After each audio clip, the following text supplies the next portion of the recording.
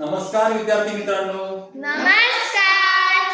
तर आपल्याला आज नवीन टॉपिक शिकायचा आहे इंग्रजी मधला. तो कोणता? व्याकरणाचा भाग सिंपल प्रेझेंट टेन्स. कोणता? सिंपल प्रेझेंट टेन्स म्हणजेच साधा वर्तमान काळ. बरोबर. हो. तर आपण यामध्ये दोन भागामध्ये हा जो तक्ता आहे विभागलेला आहे. आपण त्या तक्त्याच्या सहाय्यानं ही माहिती बघूया. म्हणजे आपण काही इथे क्रियापदे घेतलेली आहेत. आपण एकूण 3 क्रियापदे घेतलेली आहेत. ही क्रियापदे कोणती कोणती? ईट, डू आणखी dance.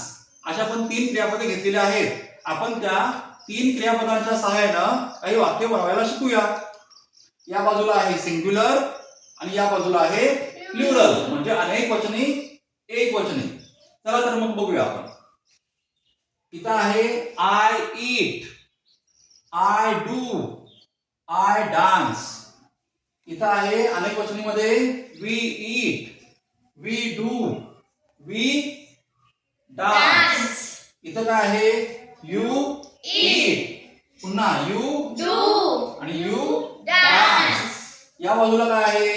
You eat, you do, you dance. आता मात्र इथं देखील 3 क्रियापदं आहेत. मात्र मला सांगा, इथल्या 3 क्रियापदांच्या पेक्षा इथं तुम्हाला थोडासा बदल बघायला मिळतो का?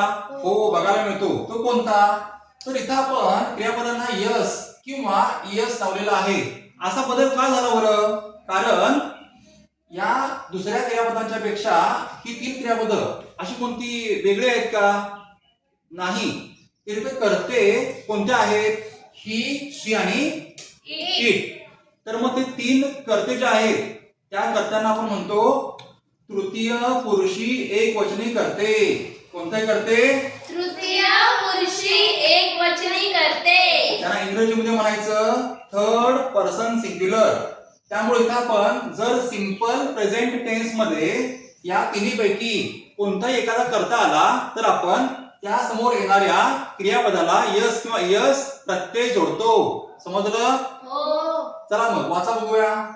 He eats, He eats, he does, he does, he dances, he dances, she Yeats, she eats, she does, she does, she dances, she dances, it eats, it eats, it does, it does, it dances, it dances. They eat, They eat, they do, they do, they dance. they dance.